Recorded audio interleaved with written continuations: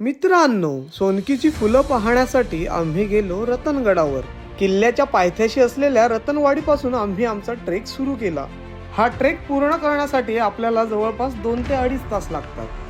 रतनगड छत्रपती शिवाजी महाराजांचा एक आवडता किल्ला होता.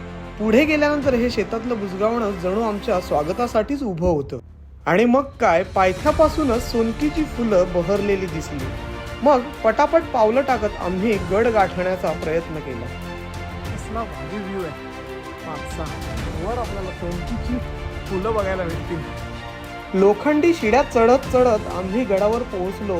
आणि मग काय, समोरचा नजारा, आहाहा, रतनगड सोनकीच्या फुलांनी बहरून गेलेला होता. सह्याद्रीच्या डोंगरांनी जणू पिवळी चादरच अंगावरती ओढली होती. तुम्हालाही सोनकीच्या फुलांचं रान बघायचं असेल तर या आठवड्यात रतनगडाला नक्की